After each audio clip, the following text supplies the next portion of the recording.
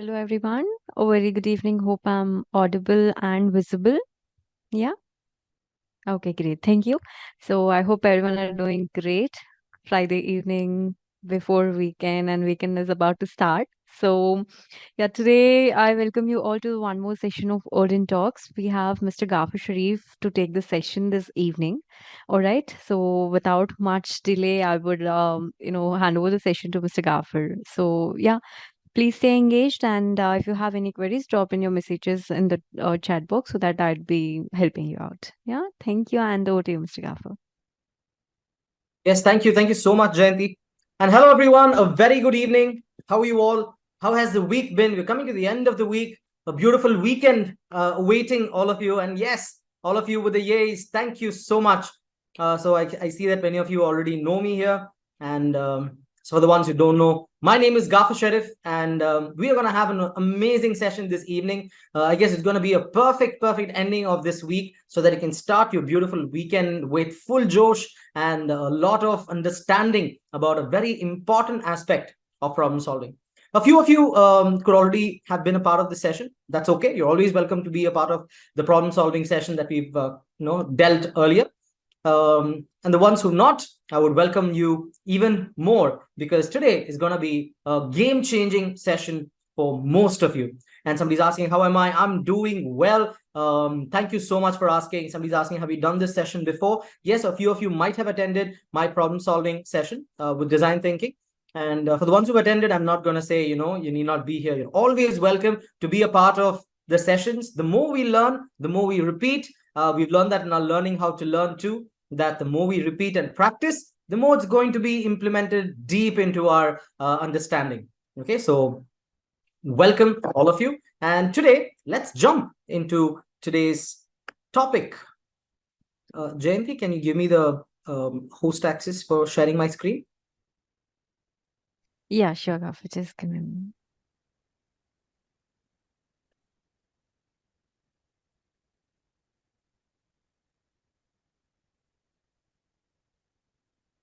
Can you please try this now?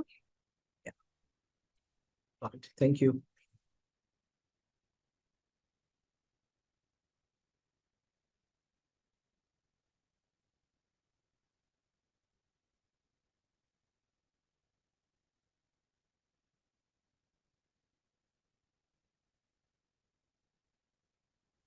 Yes. So today's session, we're going to switch our problem solving from off to on. That's what we're going to do the next 1.5 hours.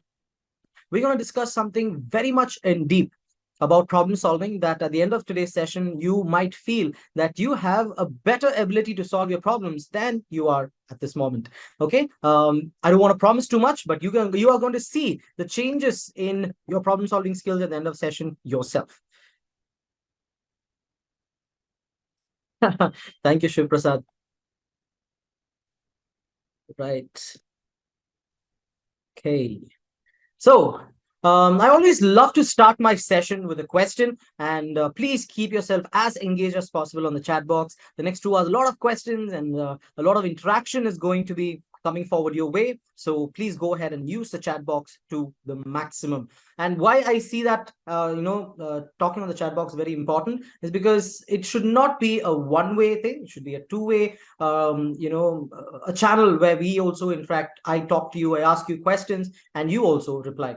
And for the ones who don't know, the questions I ask are not general knowledge questions. So there is no correct answer or wrong answer. I will only be asking your opinions. So opinions can't go wrong. So please feel free to give any answer, and nobody's going to judge you. With that, let me jump into today's first question. Do you like problems? Simple question. A yes or no. Yes, yes, yes, no, no, yes, yes, yes. Normally at times, no. Okay. Yes and no. Okay. So I love them. Oh, all right. Sometimes yes, sometimes no. Not personal problems. Okay. Um, yes. Okay. No, but we can't avoid it. True that. True that. Yes. Thank you so much for answering. Then only I can become conscious about life. Philosophical. Very nice. Everywhere problems are there. We cannot avoid it. Understand. Okay. But Thank you for answering. Okay, thank you for answering that. Do you like problems or not? But the next question is more important than this question. Okay, and that question is this. You like problems or not, that's secondary, but can you solve every problem? Can you? You can try. Yes, yes, but I see maximum. No, no, no, maybe you try to solve it. Big no. Okay, no, but you try. No, 100%. Okay, not always, but you always try. Very good. And all the ones who try, kudos to you guys. Kudos. Okay, so all of you, most of you will agree that we cannot solve every problem. We can try solving a few, but every problem, quite challenging, isn't it? How about in today's session, I told you a little secret. Yes, a secret between you and I.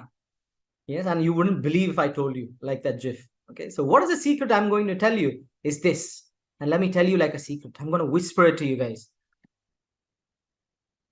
You can solve every problem, okay, after today's session.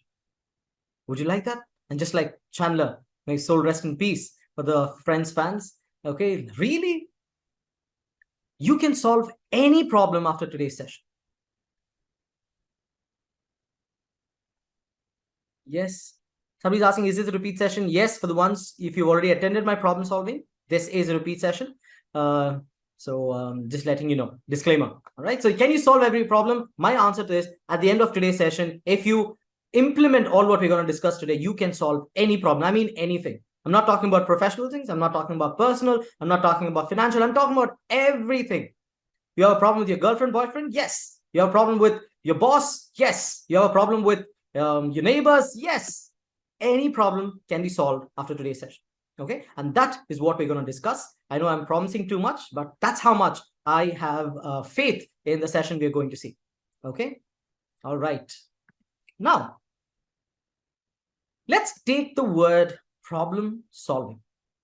Okay. Somebody's asking, problem with ourselves? Yes. Personal problems also. Any problem. Okay. Any problem, you can solve it. Now, coming to this word problem solving sounds very negative. This is one word that we never used to like right from school, because this word was associated with math. Every time math was there, it was problem solving. Yes. Yes, one problem solving you cannot do at the end of session is maybe math. Okay. Because math is a very tiny problem. But when you step into life, you understand that math was easy. Life is tough. Yeah, most of us, we become adults, and then is when the realization comes. So today, we are going to shift this so-called problem solving with a different word. Okay, we are going to shift this word into another word, and this word is more mature. Problem solving was for school, but now we're adults, right? So we are going to use a very new, yet a technical word we're going to talk problem solving as. And that word is, before I can tell you that word, okay, I'm pretty sure most of you may not have heard this word. And for the ones who have not heard, great. But for the ones who've already heard, you are going to get a whole new experience about this. And that word, we're going to crush problem solving. We're throwing it out. Yes, many of you have already typing in the chat box. Very good. That word is design thinking. Yeah. I'm not going to ask you what is design thinking. That is my job. I'm here for that. But I would like to ask you, do you know what is design thinking? A quick yes or no, please, on the chat box. Do you know what is design thinking? No, no, no. Most of them. No, a little bit. Okay. Let me give you a quick, a quick thumbs up that design thinking has nothing to do with designing. Okay. Letting you know, most of them that, okay, something to do with thinking how you want to design something. No, no. Design thinking has nothing to do with designing. Okay. But most of you say no. Great job. That means the next 2 hours is going to be awesome, because you're going to learn something you don't know. And that is the whole point of you guys coming here, right? So how are we going to implement design thinking in our life? And I'm going to try my best to first explain what is design thinking, and then we'll move into how we will implement it. In simple words, I would like to take this image on your screen. There is a bulb. Okay, it's almost about to explode. And this is how we are when problem solving, we need to solve some problems. We don't know how to do it. We reach our saturation limit, and we are almost about to burst in most of our problem solvers. Okay. But what is design thinking going to do? Design thinking is going to shift your mindset from the left image to the right image. Okay, from exploding, you are going to be more peaceful, and you can say confidently that I can solve any problem that comes my way if I apply design thinking. Okay, I know I'm hyping it up too much, but I'm just going to tell you what is design thinking in a very simple way first, and then I will explain in a way you will understand. Okay, now what is design thinking? Let's go by the books. Let me give you the definition of design thinking, and then I will explain a little better. This is what design thinking is. Design thinking is a human-centered approach that empowers problem-solving through empathy, creativity, and iterative design, leading to innovative and user-centric solutions. Too theoretical, right? Too bookish. But don't worry, this is just for you to understand. This is the book definition of design thinking. I would just like to take two words from this definition and emphasize on that a little deep. And that word is human-centered. Another one, user-centric. Both are the same. It's a human-centered problem-solving technique. Simple as that. To emphasize more on this particular point, I would like to ask you, is there any job in this world that you can do all by yourself? Is there any job, any profession, any job description that asks you to work all by yourself? Anything? Take the Prime Minister of India to an apartment's watchman. Okay, you need support. Somebody's saying, yes, being a mom. But I guess being a mom, I have to agree most of it. But even a mom also needs support here and there. Okay, any job in this world, we cannot do it alone. Whatever you are going to get, if you might be students, you might be already working, you're going to be future data scientists or web developers, wherever you're going to work, I would like to ask you, can you work alone? No. You need people, and you work for people. You don't work all for yourself. The most important thing in any job, okay, is who you are serving. The next question I would like to ask is there any job where there is no customer in some way or the other? Is there any job where there is no customer? Definitely not. Definitely not. Everywhere we have a customer. So that is why design thinking has become quite the famous in today's world. I would like to tell you, design thinking has recently, the word is becoming famous. Like in 1998, 1999, somebody told a word and people thought it's such a stupid word. Okay, and they said this is going to be the future. Nobody believed it. And that word, now even a small kid knows that word. Okay, when people laughed, people didn't believe it. But now it has been life-changing. Can you guess what is this word I'm talking about? Something that changed our lives in 1998 and 1999. Can you guess? It's a funny word. A technology. Yes, I'm talking about Google. When somebody came and told you Google, people laughed. Hey, now funny word.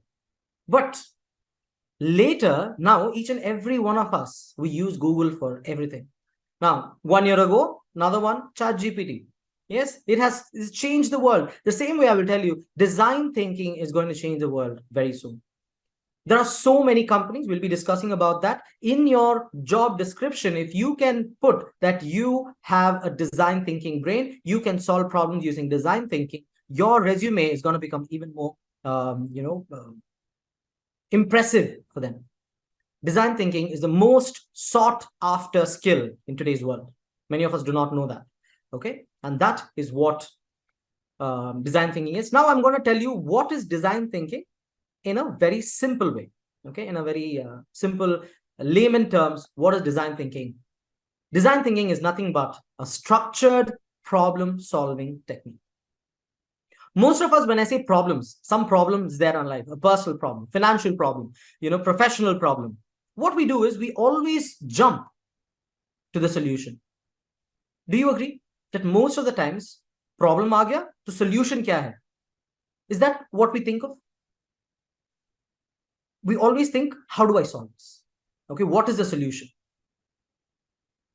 But let me tell you, problem solving is not ho gaya to that should be a solution. No, problem solving is a journey. It's a process. And that is what design thinking puts forward. It's going to give you a step-by-step approach. okay, to solve your problems. That is what design thinking is. Most of us do not have any steps to solve problems except for math. Yeah. But today in life also, we are going to give you a certain formula, certain steps. If you follow these steps, now again, let me reiterate what I told earlier. You can solve any problem in this world. Now, before I can tell you who's adopting design thinking, I would like to give you an example of what is design thinking and why are these people adopting design thinking. I'm just going to randomly take an object next to me. Okay? I have a bottle, I have a water bottle. And I would like to tell you that even this water bottle was made using design thinking. Okay, is this water bottle solving a problem? Can you tell me yes or no? Is this water bottle solving a problem? Yes. I have an AC remote here. Is this AC remote solving a problem? Yes, yes. So anything I take around me, I have my earphones, I have my little one's toys, okay, I have a ring light, I have my laptop. Everything solves problems. Yeah, so I'm just going to take this water bottle and I am going to explain how design thinking has been adopted in this water bottle. It's not like one day somebody woke up and they made this water bottle. No, right? A lot of thinking happened. And every problem being solved for us has design thinking in it. Let me explain. Before this so-called water bottle was made, not the exact one, the concept of water bottles, there would have been somebody who would have gone to different people and asked them, are you having a problem storing water? How are you storing water? How are you transporting water? Before water bottles came, they used to have, leaves made. They used to make things with coconuts, coconut shells.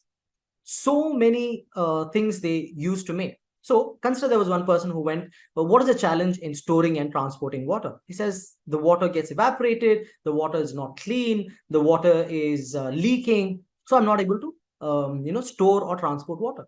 Then this person would have thought, okay, now I'm getting various perspectives. Now I will write down a problem statement and think on a problem statement. Okay, what can I do?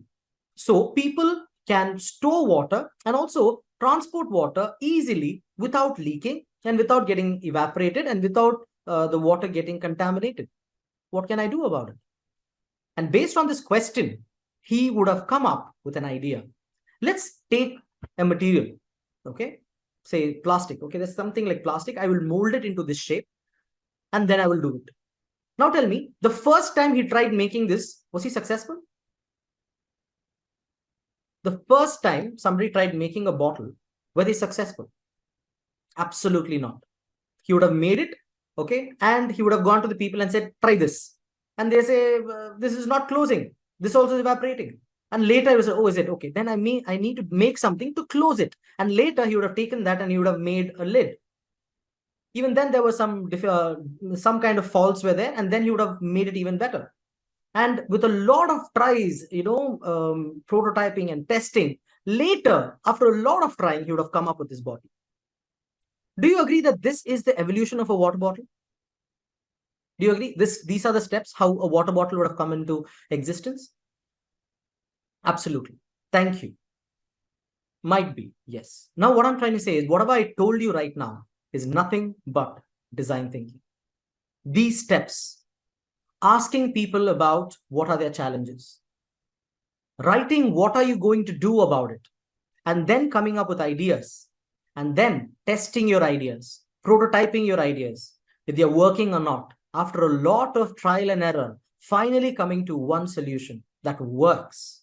This is the way you can have a sure-cut problem-solving mindset. And whatever I told you right now is nothing but design thinking. And this is what the biggest of companies are wanting you to have. Now, what have I told you? You can take any object around you. Just look around. Any object, okay? They would have gone through the very same steps. Let's take the AC remote. How did this come into existence? People would have come. They would have made, those window ACs. So what is the challenge in those ACs? They'll say, no, it's always I have to go and switch the knobs. I have to press the buttons. If I'm sleeping also, I have to get up and go and then press the button. So it's quite difficult. So knowing this person would have made a statement. How can I make a particular object that will make us not get up from bed or move from our place, but automatically change our temperature in the AC. And with a lot of prototyping and testing, he would have come up with this. He would have failed many times. And finally, he would have come up with the so-called remote. I'm just giving you a probable way. So you see, the very same options. If you think of it, I'm just using objects. Okay, now you may be wondering, sir, you're telling objects. How is this going to help us in personal life? We will be discussing that as well. You can use the very same 5 steps, which we'll be discussing of design thinking and solve any problem. Now, before going into more about design thinking, now you may ask, sir, why should I adopt design thinking? What's the benefit? More than telling what's the benefit, let's find out who's actually adopting design thinking in today's world. Okay, I want to mention a few companies that there are.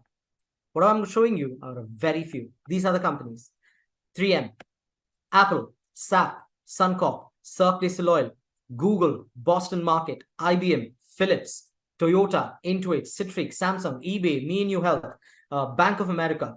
You may say, okay, that's around 15. Though what's the big deal? Wait, I've got more. Airbnb, UCSF, P&G, Mayo Clinic, IBM, Bank of America, a few repetitive, Cancer Research, Deutsche Bank, Uber Eats, Nike, Accenture, NHS, Pepsi, Olay, Apple, Google. Got more. Netflix, Airbnb, Burberry, IBM, Braun, Santander, Citibank, Government.uk, Google. These are a few that I found, and I'm putting it for you. If you see, there are some big shots here.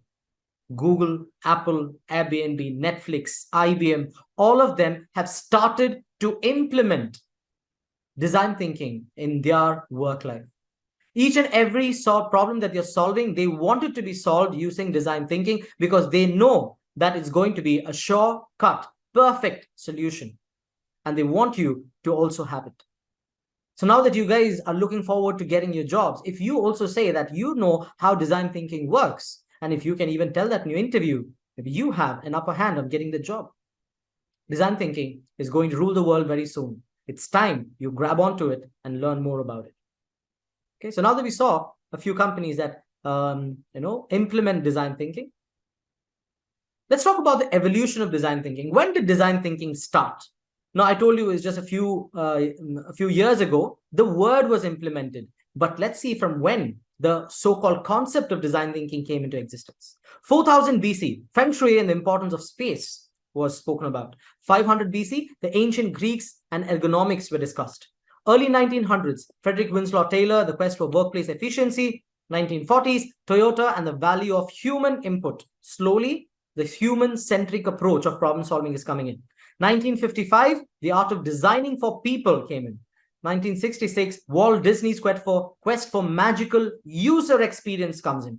1970s, Xerox, Apple, and the PC era comes. They also implement design thinking. And 1995, Donald Norman coins the term user experience is important. And then, what is the next thing? The design thinking world started. But let me tell you, I spoke about 4000 BC. But I'm going to tell you, design thinking did not start 4000 BC. Design thinking started when we were cavemen around 200,000 years ago. Design thinking is not a new term that was invented. Design thinking was there, part of us from the time we evolved, is what I'm trying to say. Right when we were cavemen, we have been using design thinking.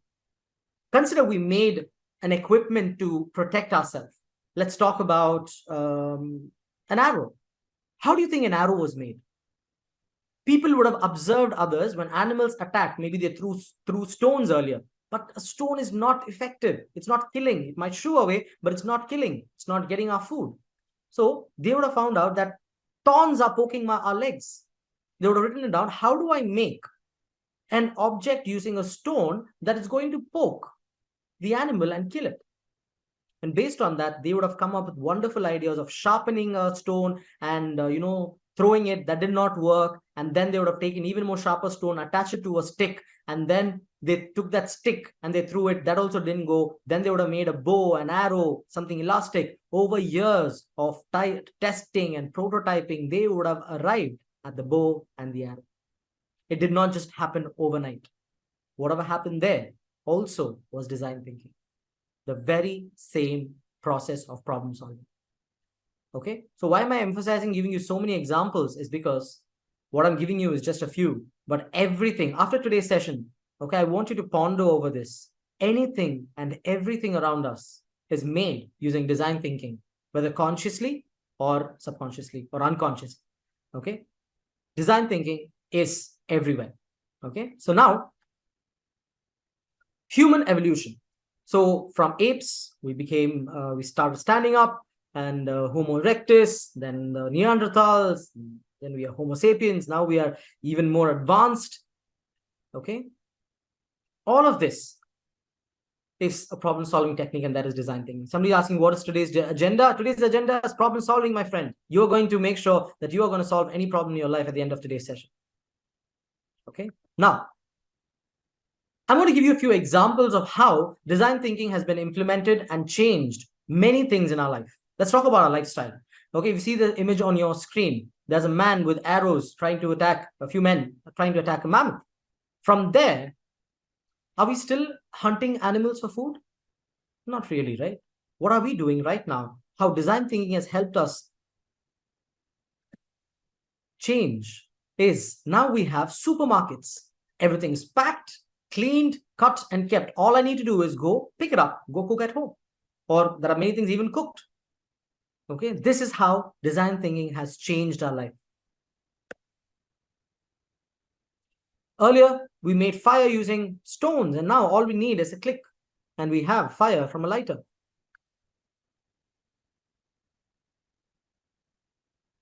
Yes, somebody saying invention of wheels changed human life completely. Definitely. So many other things. We had thatched huts earlier. Now we have, skyscrapers. We have the Burj Khalifa or even bigger ones coming up. Okay.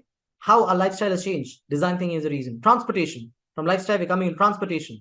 This is one of the first cars or first buses. And now we have buses, AC, we have restrooms inside, electric vehicles. The first boat, and now we have cruises even bigger than Titanic. We have cruises that have, helipads on them. From the first flight to flights that go at max speeds. The first train to we have trains that transport us to one corner of the earth to the other. The first car, now we have cars that go around 400, 450 kilometers per hour. Yes, this one. What is this on your screen? Can anyone tell me?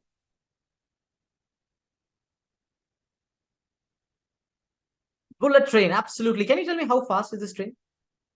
What is the speed of bullet train? 300, 500? It's around 600 kilometers per hour. Is there in Japan? So many. Okay. Up to 600 kilometers per hour this goes. So I can travel from, say, Bangalore to Coimbatore if I go Bangalore to Chennai. Okay. In an hour's time, less than an hour's time, if I go in that speed. Yes. So this is how we are improving. Now, the future. Somebody already spoke about it. Okay. This one. Can anyone tell me what is this? The Hyperloop capsule. Yes, absolutely right. Who's the man behind it is Elon Musk. This is the future, my friend. We have airways, we have roadways, we have waterways, we have railways. Okay. The next one is this, vacuum ways. We have vacuum ways coming up in the future very soon. And this, they are telling that it can go up to a speed of 1,200 kilometers per hour. That's fast. Okay. From one corner of India to another corner, maybe in an hour I can reach if this comes into place. So everything what I'm trying to tell you is because of design thinking, problem solving. Now, communication. Okay. We started drawing on rocks with stones and charcoal. Then we implemented moving into pigeons, and from pigeons we went into telegraph, and then we went to the telephone. Then we moved in, and now you know where we are. Okay, we have mobile phones. Everyone has mobile phones. This is how communication has evolved. Payment system, from barter system to coins to currencies. Then we moved into cards, and now, yeah, definitely all of us have UPIs. Again, everything is design thinking. Now coming to entertainment. If you see that image, what I'm showing you there, that's a GIF. It has 16 frames. They put all those 16 frames together and made as if somebody is riding a horse. But now we have movies like the Avengers coming out. Look at the CGI in that. This is one of the first cartoons ever made, okay, all drawing. And now we have cartoons like Tangle, Kung Fu Panda, whatnot. We have amazing animation movies coming these days. One of the first movies, and now we have movies like Bahubali. And all of this, why I gave you so many examples is just to highlight the superpower behind these inventions. And what is the superpower? What is the superpower behind all these inventions or upgrades? The answer is design thinking. And now, with all pride, I would like to go ahead and tell you the 5 steps of design thinking that each and every object, each and every problem in this world is solved using. These are the 5 steps. First, empathize. I spoke about the bottle, right? I did not say straight away one guy thought of it and made the bottle. I said he went and asked people, what is your problem? What are the challenges you're facing? The same way, when we are solving problems, the first thing we need to do is not jump to the solution. We need to understand the person involved. Each and every problem that we are doing, there is a person involved. The customer, the final customer, any problem that you're facing at work, there's a final customer.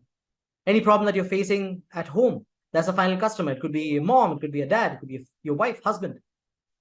Personal problem, the final customer is us. So in the end, there is a person involved. That is why we call design thinking as the human-centric problem-solving method. Okay? So the first step for design thinking is think about the customer. Think about that human involved in that problem. Next, define your problem. Straight away, don't jump to the solution. So coming to the solution, the idea is only the 3rd step. There are 2 main important steps. That is, first, think about the human involved, the customer, that is. Next, define your problem statement. I need to write down based on whatever I empathized with the customer. Okay, like I told, no, they don't have proper storage methods. The water is leaking, it's evaporating, it's getting contaminated. So he wrote down, it's like, what kind of a solution can I make so people can have an object that will not contaminate, that will not evaporate water and store water for long. I wrote it down. Based on what I wrote is what I will come up with the idea. You will not come up with an idea based on the problem. You will come up with the idea based on what the customer wants and based on what problem statement you wrote. Okay. So, and then after the ideation, you come up with the solution. And it's not like solution works every time. No solution works first time.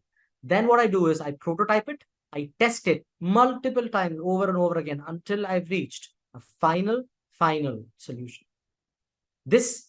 These are the 5 steps that you have to implement in your life. Any problem can be solved if you implement design thinking. Okay. I hope you've got kind of an understanding. Yes. I'm not telling 100%. It's not possible. It's a new concept you're learning. We're going to discuss more in detail about design thinking. But I would like to ask you, have you gotten kind of an idea of what design thinking is? Just an overall concept of design thinking? Yes. Perfect. Somebody asked, please explain define again. We will be discussing each and every point in detail now. Okay, each and every point in detail I will tell you. And at the end, you will understand how you can implement design thinking.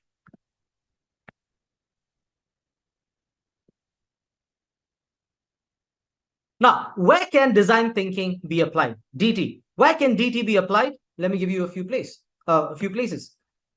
Product design. Yes. Service design. Yes. User experience, UX design. Yes. Business strategy, social innovation, education, healthcare, government policy, architecture, non-profit organizations, financial services, on and on and on and on. I can just go on. I can mention everything in this world. And I'm sure design thinking can be applied there. And the last one, my favorite, personal problems too. You broke up with your boyfriend or girlfriend recently? Use design thinking. It can be solved. Okay, if you put it in the right way though. So in short, if I ask you, where can design thinking be applied? In short, I would say, design thinking would say, I am everywhere. So we are talking about something that is there all around us till this moment. Okay? But we've never noticed it. We've never known it. But now it's time to notice it and appreciate it and understand that design thinking can help you in every possible way. Okay? Now coming to 5 steps of design thinking. What are the 5 steps of design thinking? We already discussed. I'm just going to tell you once again. These are the 5 steps. The first step is empathy. I need to empathize with my customer. Next, I need to define my problem statement. Based on whatever the customers told me, I need to write down that problem. What and how. Start you're defining your problem statement with what and how. What am I going to do? How am I going to do it? Write that down. Based on what you wrote, you have to come up with ideas. Okay? And after the ideas come, you will prototype and test that idea. It will not work most of the times. So you go back to the place where the problem was, and again, maybe you have to write your problem statement again, or you have to come up with another solution, then prototype and test it again. So this is the circle of design thinking, the 5 steps of design thinking. What we're going to do now is we are going to jump into it a little in detail, one by one. Let's go to the first step of design thinking, that is empathy.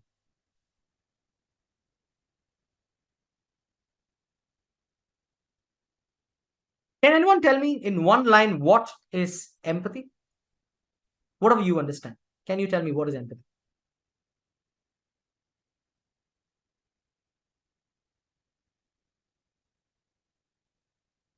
Thinking from their perspective, considering others' feelings, understanding other people's feelings, feeling the same way as others, understanding, showing care towards the others, feeling pity when you try to understand others' emotions. Okay, feeling for others, understanding others' problems. Perfect. Absolutely right. So why is empathy one of your most important things for problem solving? Is when I think like my customer is when I can understand what the customer wants. If I can just solve a problem the way I want, I am not going to make the customer happy. I'm just making myself, satisfied. And that is not going to solve your problem. That's why we keep telling that when you go to any company, think of the end user. Based on that is when you need to empathize. Now, coming up with an iPhone or a mobile phone. Let's not take iPhone, any mobile phone.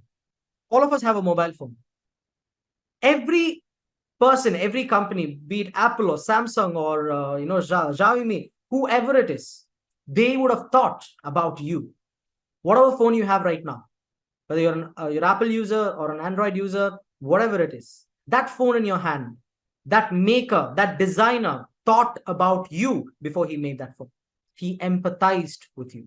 He wants that end user to have the best experience, the best camera, the best feel, the speed, everything he thought about you before making that. That's how you bought that phone. Problem solved. This bottle of water, that AC that is running around me, whoever made it thought about me. I'm the end user now. The same way, you are working in a particular company. You are a problem solver there. We keep telling, right? I work in this company. I work here. I work at Apple. I work at Amazon. I keep telling. But I would say we are not working. Nobody is working. Let me tell you something even more awesome. Hereafter, if you also can implement this, don't tell. Here, somebody asks you, what do you do? Don't tell, I work here and here. How about telling, I solve problems for Amazon. I solve problems for Google. Somebody asks me, I can say, I solve problems at OdinSchool. Am I not? And that is what I should be proud of. Every one of you here is solving problems. Okay? And I would say the best way to start solving your problem is empathize. Think of your final user, your customer, and then start solving your problems. It would be 100% success. So what is empathy? To explain empathy, somebody's asking, can you tell me in one sentence? Let me not put it in words. How about I show you a video? Okay, a very short 1.5 minute video that can easily explain what is empathy. Okay, so sit back and enjoy this video.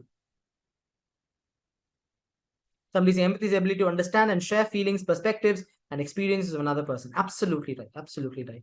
So this video can kind of conclude all what you guys said. Here you go.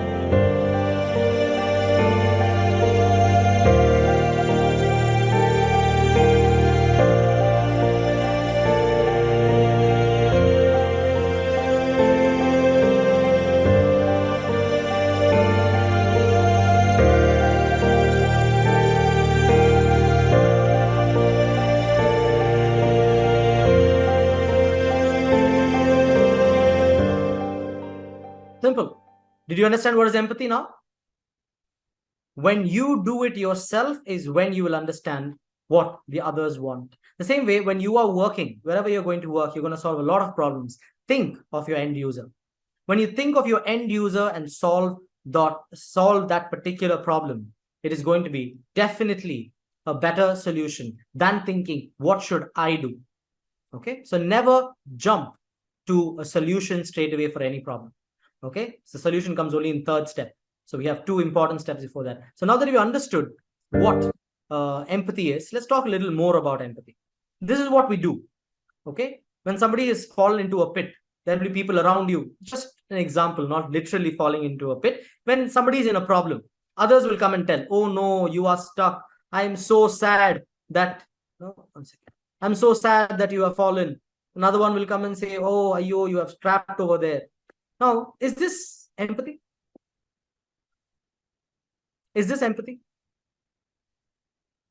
What would you name this? What is this? Exactly. This is sympathy. People don't confuse. Sympathy and empathy are different. Okay. Now, what is empathy? Let's go see. I can understand how you are feeling right now. I know it feels scary in there. I know it is such a bad day for you, but let's try to find a solution. Things are tough right now, but I am here with you. It is totally normal that you're feeling worried. If I were in your place, I would do the same. Now tell me, what is this? What is this? Everybody's selling empathy. Empathy? I would say no. This also is almost sympathy only. You know why? Because here also people are only talking. I'll tell you what is empathy. Empathy is telling that and then helping that person come outside. Now that is empathy. Okay. So basically, if I have to give you a formula for empathy, I would say sympathy plus action is empathy. So think and feeling like the other person is only sympathy. Now I have to act. Think, feel, act like the other person. Then is when it is called as empathy. Okay, so start showing empathy towards people. So sympathy with empathy is just thinking and feeling like the other person. Empathy is sympathy plus action. Sympathy cannot help people. Empathy can and should help people. So now you've got an overall understanding of empathy. Now let's talk about empathy in real life. Okay, how you can implement this in your work life and how empathy can help you solve problems. Examples of empathy in real life. Here you go. Product design. In product design also, empathy is there. Smartphones, we spoke about this. Smartphone designers empathize with users by considering factors like size, weight, and ease of use, as well as the layout of buttons and menus to create a user-friendly experience. Okay, we talk about UI, talk about user interface. How? Because they thought about you. They empathized with a person they don't even know. Okay, product design also uses empathy. Kitchen appliances. Designers of kitchen appliances think about how users interact with them and make sure the products are intuitive and safe to use. Every kitchen product, okay, they think about safety. They are empathetic. If they did not think of empathy, I don't think so. Any kitchen appliance will be, they will feel safe. Another place where empathy is used in any product design is transportation, public transport. Transit systems between design routes, schedules, stations. You know, if you're living in Delhi or Mumbai or big cities, you have metros. And if you just think of it, how meticulously, how wonderfully they have planned the entire metro. So it runs from one corner of the city to another corner and covers every possible place. In Delhi, you have different lines, different colors of metros that run. You get on the purple, get in the yellow, and you go to different parts of the city. Yes. And again, they thought about you. They thought about the final customer, and that's how they came up with it. Okay. Again, empathy. Car design. Automakers consider factors like comfort, safety, driving experience to create cars to meet the needs and desires of different customers. Okay. Every car has design thinking. So basically, empathize. Okay, how to develop a deeper understanding of your users. These are simple steps, 5 steps, how you can empathize better. Consolidate what you do and don't know. When you're going to solve a problem, you have to understand, okay, what do I know about this problem? What I don't know about this problem. Connect with your user audience. Okay, like for example, before I could come up with a particular topic that I have to, train our students, I try to talk to a few of them and understand what are the various things they want to know. And based on that is what we come up with the classes. Carefully consider each research approaches, learn by observing and asking, develop a shared understanding and empathy. So before I solve a problem, I need to understand and talk and interact with my customer and understand what he wants. And thus my problem solving will be better. Okay. Is that clear, guys? I would like to ask you, did you understand what is empathy? How you're supposed to start your problem solving with empathy?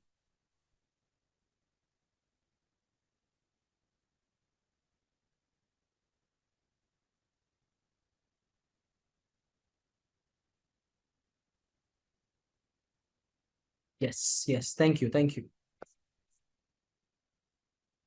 All right. So now that you've understood empathy for your first step of problem solving, okay, we are jumping into defining the problem statement. I need to write down my problem before I can solve it. And that is what is going to be the perfect way of solving a problem. But before going into defining the problem, we're going to talk about something even more interesting and important, that is understanding the problem. 95% of times, people do not understand the problem. They straight away jump to the solution. I'll give you a real-time example. This particular fertilizer unit is in Gujarat, okay, and that had a problem. This, the government put some rules of the amount of emissions any factory has to let go of, all the toxic gases. So they have a particular limit under which the toxic gases have to be, and this fertilizer unit always kept it under that limit.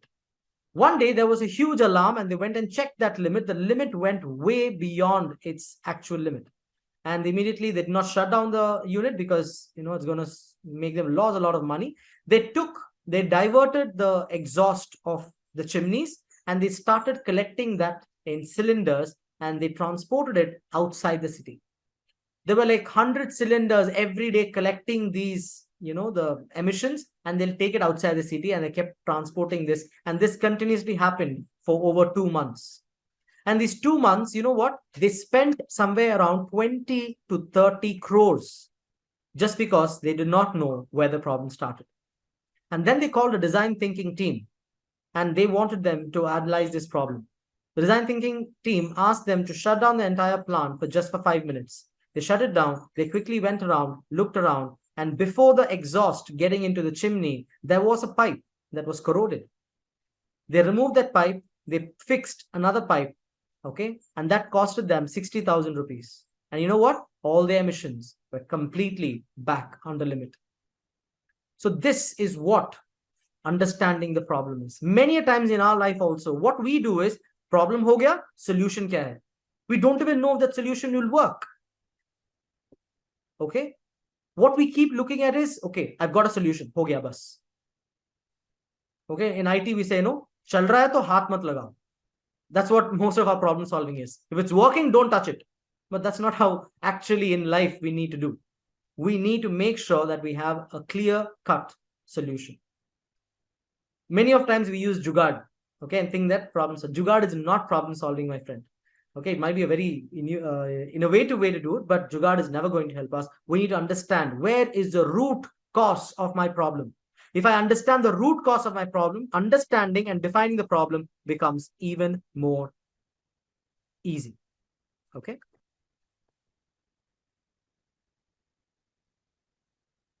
First, what we need to do is we need to understand the root cause of a problem. And when we can understand root cause problem is by asking the questions. So I'm going to give you one technique through which you can find out the root cause of any problem. Okay. And that is called as the 5 whys. You want to understand why your problem is occurring? Just ask why at least 5 times. At times you can get it at 5, at times you go 6, 7, at times you can understand it at 3 itself. Let's take a very common problem that all of us will understand.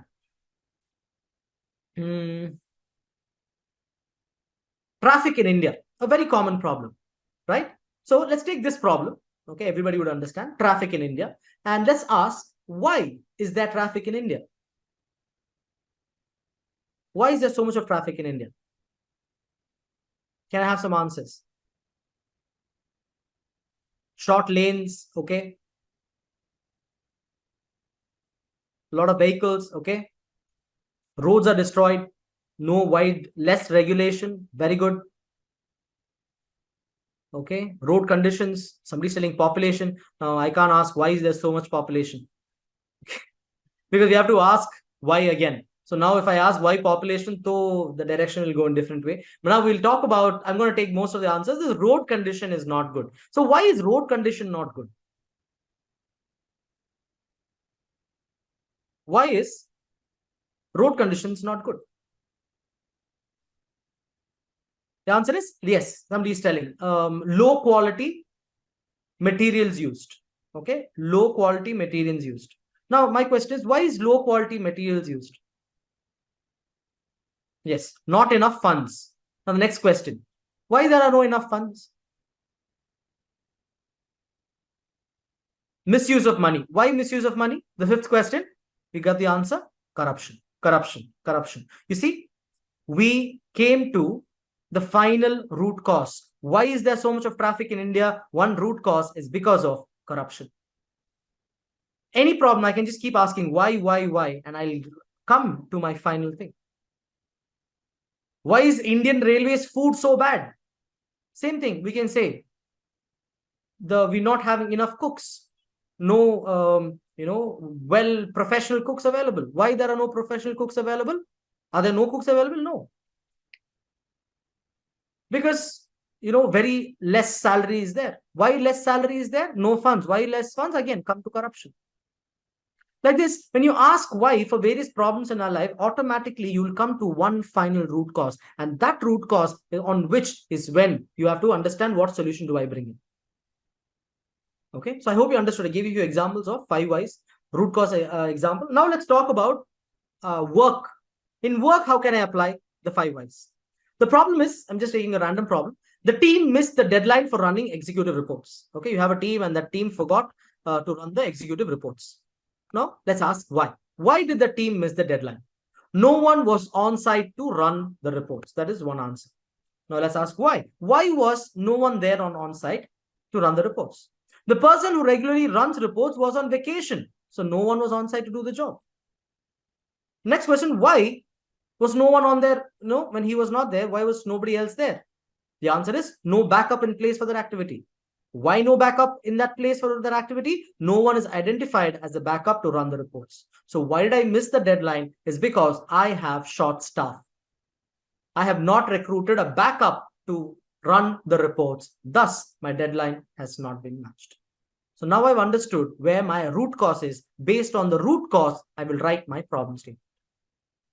Okay. Now the solution will be even more specific rather than being just random solutions. Let's take another common example that all of us will understand. Problem statement is the vehicle is not starting. I will ask why. First is the battery is dead. Okay. You take him to take the car to a mechanic and he says the battery is dead. So we ask, why is the battery dead? The mechanic says the alternate is not functioning, sir. Okay, ask again, why is the alternator not functioning? The alternator belt is broken. Why is the alternator belt broken? The alternator belt was way beyond its useful service life and not replaced. Why wasn't it replaced? The vehicle was not maintained according to the recommended service schedule. Basically, your car is not starting because you did not do your service well. When you ask why, the final root cause that you come up with, based on that is when I'll have to write my problem statement. Okay, so this is called as the 5 why technique. Okay, and now we're coming into how to define a problem statement. Somebody already mentioned this. A problem well stated is a problem half solved. If you write down your problems itself, you can solve most of it. Most of us don't do that. So the design thinking tells you have to write down the problems based on the empathizing that you have done. Okay, so now that we've defined, we understood the root cause, we will define our problem. Now, how to define our problem? Let me ask you this question. Let's take an example, exam preparation. Okay, I'm going to ask you a few questions. Please type your answers on the chat box without fail.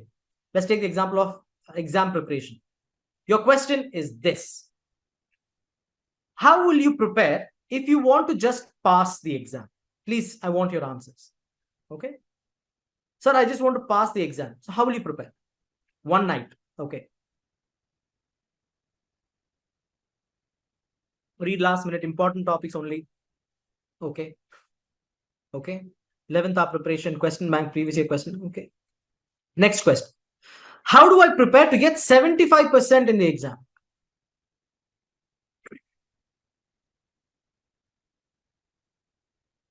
Regular study, practicing, prepare clear, holistic approach, more time, consistent study, 1 week before. Okay. Dedicate few hours, prepare from 1 week, 15 days before. Next question. How do I prepare to top the exam? I want to be the topper in the entire class. How do I prepare? 2 months of regular practice. Okay. Read always. Every routine. Study regularly. Being consistent. 12 hours study daily. Wow. Okay. Regular study. Smart study. Prepare always. Next question. How do I prepare to top the university? I want to top the entire university. Now, how do I prepare for that? Previous year question papers, consistent practice, take a lot of mock tests. Okay. Read topics, cover all. Read extra books. Okay. Start from day one. Okay. Wonderful. Wonderful. Thank you so much for your answers. I gave you 4 questions. When I said, how do I just pass the exam? It was like one night. Then I said the various things. Now I'm asking how to top the exam. People are telling prepare from 2 months. Prepare, so many other things. So all your, whatever you told, your solutions based on the outcome, right? Everything that you told me was based on whatever outcome I told you. So how do I write a problem statement? All what I wrote on your screen is a problem statement. Let me tell you, you will write your problem statement based on the outcome that you desire. Step number 1 is know your desired outcome. What should I want out of this problem? What is the solution outcome that I'm expecting? And based on that outcome, I will frame my question. And always use what and how to write your problem statement. Okay. So whatever problem you're going through, work-wise, or whether you're going through personal-wise, financial-wise, whatever it is, start writing down how and what's of it. Let me give you a few examples. Definitely, without examples, we may not understand this well. So let's go big scale. Okay, and how are we going big scale is, yes, as I told, problem statement should start with what or how. How are we going big scale is, let's define problem statements of these companies. These are already well-established companies, but one day they would have been on day one. Okay, they would have thought that I want to create a problem solving to this group of people. They also would have empathized. Consider Swiggy. Do you think Swiggy straight away started? They would have straight away come into the market and started, connecting with restaurants? No. They got down into the field. They empathized with everyone. They went to customer, restaurant to restaurant, and asked, what is your challenge? How can they serve them better? And based on all the reports and the survey they got from people and restaurants, they wrote down a problem statement. What can we do to do this? How can we do it? Okay, so basically, I'm going to ask you to choose any one of these before they started this particular company. Okay, I'm going to give you a minute. I want all of you to choose any one of this company and write what could have been their problem statement before they started. Can you write that for me? After empathizing with people, before coming up with this product, what do you think they would have written down?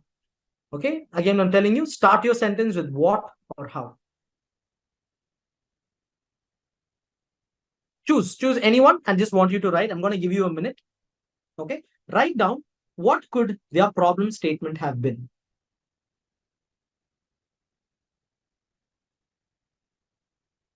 I'll wait.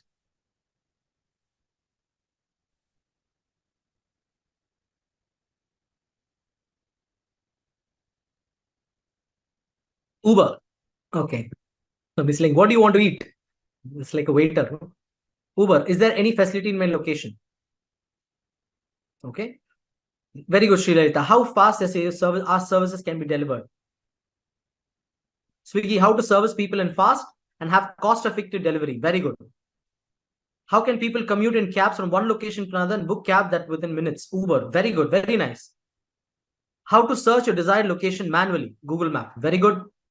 Swiggy, how can I deliver a variety of foods? Okay. What problem you face? You go to a new place. How to pick up hotel room for you? Okay. What can help people drive much better focusing without accidents? Very nice. For Netflix, how many people go and watch movies in theater? Interesting. Netflix, how to shift user from movie theater to OTT platform? How to reduce churn rate? Okay. How to bring entertainment to home? Netflix. Very good. How can we get correct location direction? Google. Very nice. Oyo, how to take unorganized hotels under one roof? Beautiful. You guys have got the hang of it.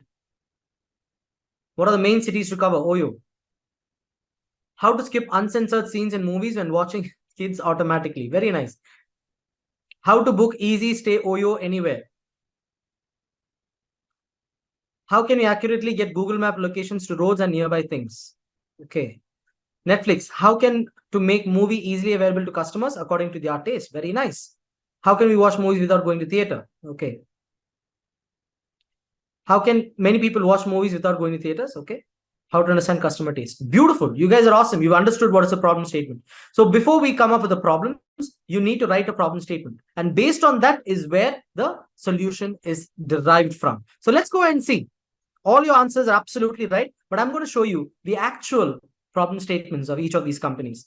What did Oyo write before they became so big? This was Oyo's problem statement.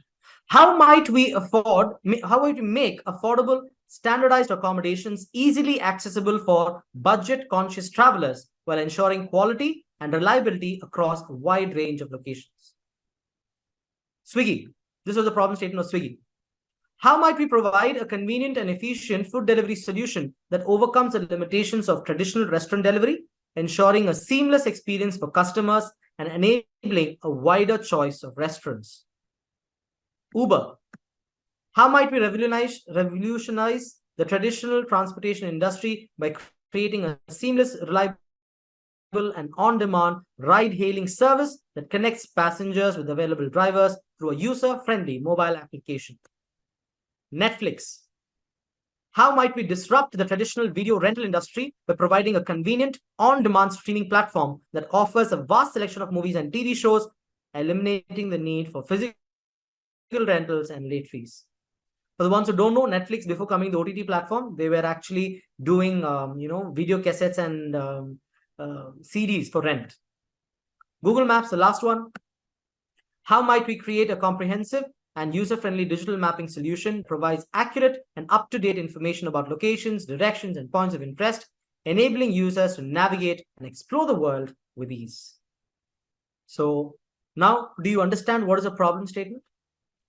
After I empathize, based on the results of my empathy, I will write a problem statement. And after this is when I can go into my ideation. Yes? Can I have a yay on the chat box? Yes on the chat box if you understood what is statement, writing down a problem statement. Perfect. Awesome, guys. Awesome. All right. So now coming to step number 3. Okay, step number 3 is ideation. Now I need to come up with an idea. This is what we always do. Problem ho gaya, to idea kya hai? Problem ho gaya, to solution kya hai? So we jump to step number 3 without doing step number 1 and 2, which is very, very important. Hereafter, I'm pretty sure you guys will not jump into step number 3, but go to step number 3 after step number 1 and 2. So ideation.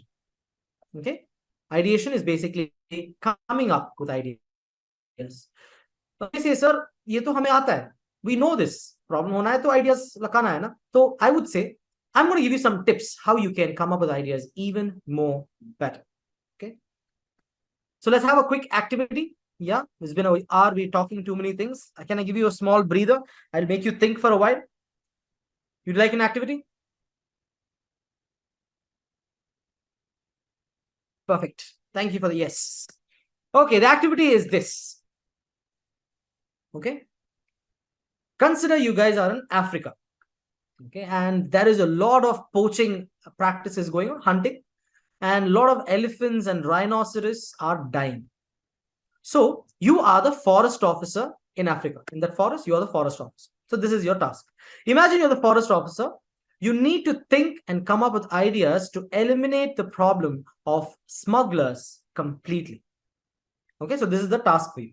You're the forest officer, so think, and you are going to come up with an idea. How can we eliminate this problem of smugglers completely? I'm going to give you a minute, and I want you to type it on the chat box.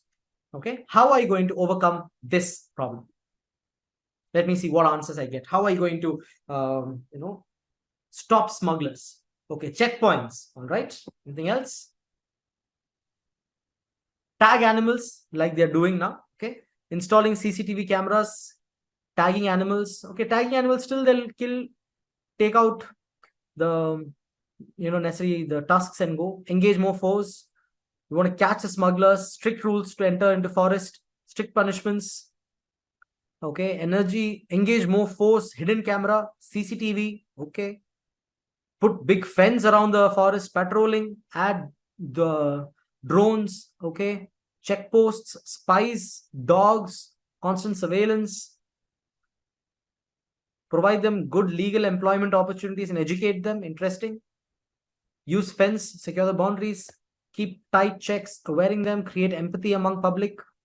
Okay. Okay. Great answers. Amazing answers. Okay. By blocking black market, use local people, awareness mainly, putting penalty if caught. Okay. Perfect, guys. Absolutely perfect. Wonderful answers. Okay. All your answers, yes, amazing solutions. But now let me tell you, any problem, the solution that you come up, especially now that you're going to talk about professional solutions, any company would want you to come up with solutions for problems with 3 categories. Okay, 3 things you need to keep in mind when you are coming up with an idea. The idea that I'm going to give for this problem should be desirable. Second, the idea that I'm giving should be viable. Third one, it should be feasible. Okay. So what is desirable? Desirable means everybody involved in that product and that problem should like that answer, like that solution. It should be desirable. Next, viable, it should be cost effective.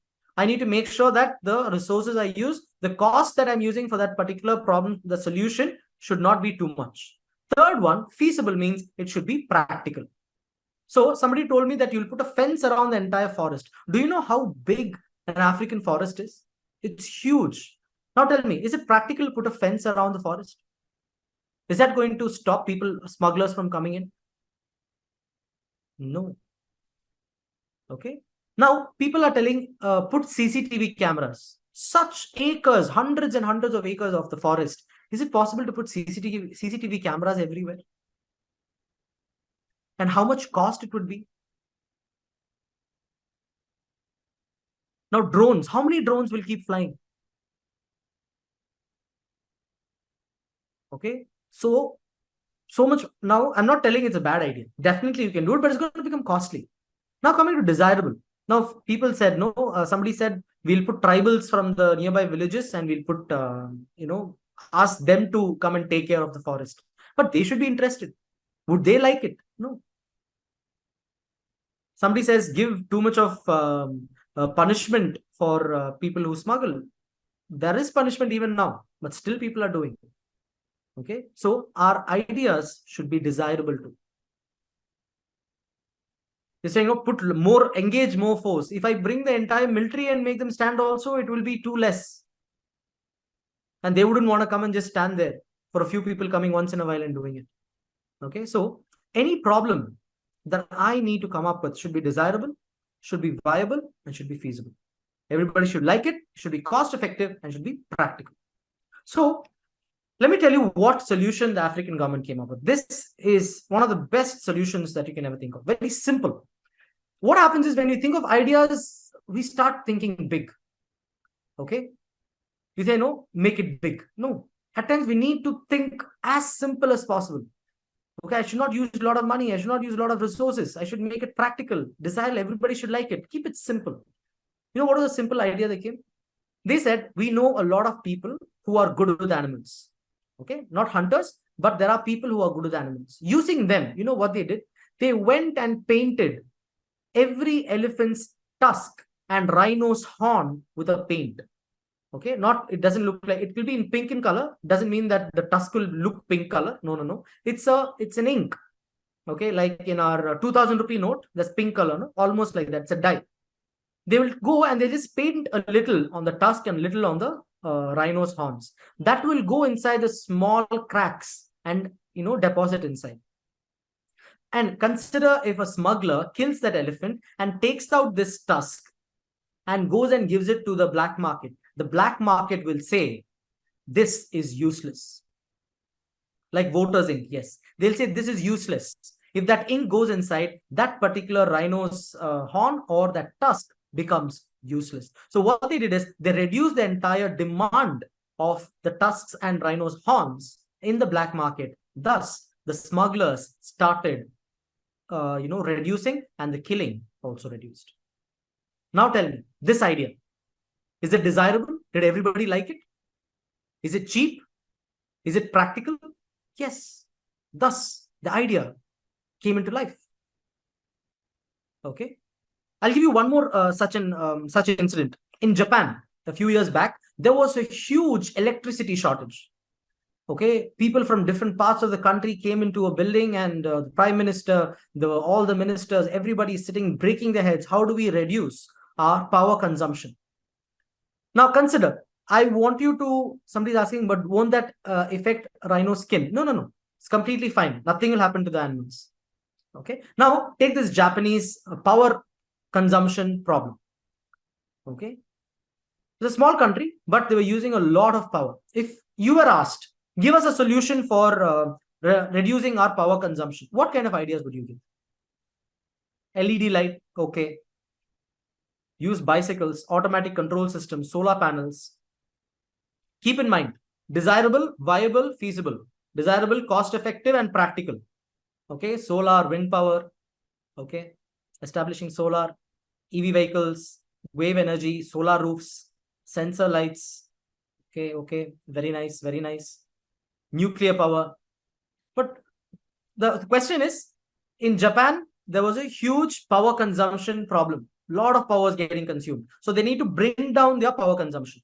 So what kind of ideas would you give for them?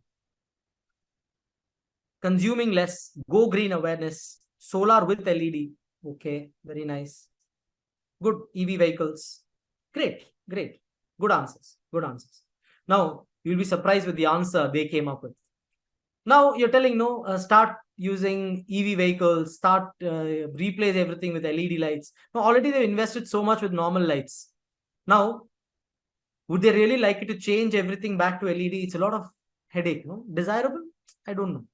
Now everybody's saying solar panels. Now I need to change, invest more money. Okay, I need to spend more money if I have to put solar panels everywhere. Again, it's not viable. Yes. So a few minutes current off. Is it practical? No. If I put the current off, even 1 hour we go in India itself, we feel so frustrated. It's not going to be desirable. It's not going to be practical to do that. Now let me tell you what solution they came up with. After days and days of discussion, there was one guy who came up with a solution. Initially, everybody laughed when he gave that answer. But you know what? Even now, the Japanese government follows that. Everybody in Japan follows that.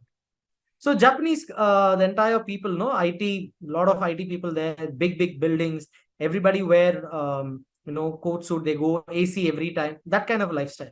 So the solution they came up with, this guy told in the middle of the meeting, he stood up and said, I have a solution. And everybody asked, what's your solution? The answer was, you won't believe the answer. The answer was this. He said, we need to change our dress. Everybody laughed. Change our dress? How is that going to help? He said, we wear a vest, a shirt, a waistcoat, a tie, a blazer, overcoat, pants, shoes, and we go to office. And because of this, it's very hot, and we want AC running 24/7, even fans. So change our dress, change the entire compulsion of wearing formal clothes. Make people wear t-shirts and shorts and come to office. You need the work to be done. That's all, right? Wear t-shirts and comfortable pants and make them come to office. Airy clothes, cotton dresses. Okay. And you know what? They implemented that and they saw that year the power consumption came down by 30%. You'll even notice the Prime Minister of Japan attends meetings with t-shirts and shorts. Now tell me, okay, is this idea desirable? And ironing also is saved. Yes. Is this, everybody loves it. Somebody comes and tells you need not wear a suit, you can come with casual clothes. We would love it. Now, is it cost effective? Yes, their own clothes. There's no cost for the government. Is it practical? Definitely practical. All you need to do is not think of, professionalism there too much. So they came up with an idea. So when you come up with any idea for a problem, keep these three things in mind. Make sure it is desirable, it's cost effective, and it is practical. If you do that, if you achieve that, okay, it means your idea is amazing. At times I keep telling, in problem solving, at times we need to be like a fool. Okay, when you're a fool, you have amazing ideas, simple ideas. Keep your ideas simple, your ideation will become great. So factors for ideation. Okay, when I do ideation, when I come up with an idea, these are a few things I need to keep in my mind. Cost of execution, I should keep in my mind. Availability of resources, ease of implementation. Is it practical to do or not? Deadlines, very important. Every idea should have a deadline, and the capability of the resources. You might be an employee, you might be a boss, you might have a team under you. So any idea that you're coming up for a problem in your team or in your office, make sure you have all of this. Make sure that your idea is not costly. You have enough resources to do it. And the implementation of the idea also should become easy. It should not become very difficult. Okay. And it should be practical. You should have a deadline before that ideation is executed. And the last one, the capability of your resources also you should see. So all of that into consideration, it means your idea will be a hit. Okay. Simple as that. Now, tools to help you ideate better. We already told you that this is how you need to ideate. 3 things you need to keep in mind. But a couple of tools I'll give you, which you can come up with better ideas. Okay. One thing that I personally use, these are 2 things I personally use. I'm going to tell you. The first one is brainstorming. Never think that any problem should be solved alone. Absolutely not. No problem should be solved alone. You should always have a team. Okay, at least one other person, and there's a problem, share that problem with another person, sit together and start brainstorming. Tell them this is the problem. They'll have one perspective. You give your perspective. Another person gives another perspective. So instead of having just one solution, if you have 10 people, you'll have 10 solutions. I'm not telling all should be, taken into consideration, but you can choose which is the best one. Let's take the Japan theory itself. Okay, what they did in Japan about the power issue. They had hundreds of people. And because of hundreds of ideas came, then is when they selected that one amazing idea. Because only 10 people joined together, they may not have even come up with this idea. Okay, so brainstorming is one way you can come with wonderful, wonderful ideas, and then you can kind of narrow it down the best idea. So in ideation, whenever you have a problem, whether it's personal or whether it's professional, make sure you sit with people and discuss about it. Okay, talking about ideas is very, very important. The next tip is mind mapping. Okay, in learning how to learn, we spoke about that. One who attended my sessions, you'll know. Mind mapping is a wonderful way your brain will start thinking of ideas. Okay, like for example, if I can split up a particular topic into various categories, I'll have better solutions. Okay, like I'll tell you how our brain works. If I tell you the color red and tell me something with red, tell me something that is connected with red, guys. Apple. Okay. What else? Apple, blood, danger, rose, carrot. Okay. Tomato, pen, red chili. Okay. Rose. Yeah. But now, if I categorize my brain into different categories and then I make my brain think, I'll have better ideas. Okay. Tell me something connected to red in society. Something in society, in and around you. Anything related to society? Traffic signal, red signal, Zomato, okay? Danger signals, Oyo, okay? Anything stop signals, hospitals, any other in society? Can we say weddings? Wedding happens in society, no? Wedding we think is red. Yeah, the sindoor, ek chutki sindoor, tum kya jano, Ramesh Babu. That is also red. Society. Yes, police. The police, the siren. Yes. Red flags at home. Yes. Okay. Lipstick. Very good. Very good. Society. Very good. Valentine's Day. Proposals. Bangles. Okay. Red Cross Society. Beautiful. Bindi. Yes. Now let's talk about political. Let's talk about political things. Can you tell me something about political ways? Red. Red flags. Most of the political flags are red. Fire alarms. Okay. Political. Let's talk political. Coat. Carpets. Red carpet. Okay. Party flag. Okay. Yes, something important. We have a seal that is red. Red tapeism. Very good. Red tapeism. Red flags. Good. Okay, let's talk about environment. Let's talk about environmental things.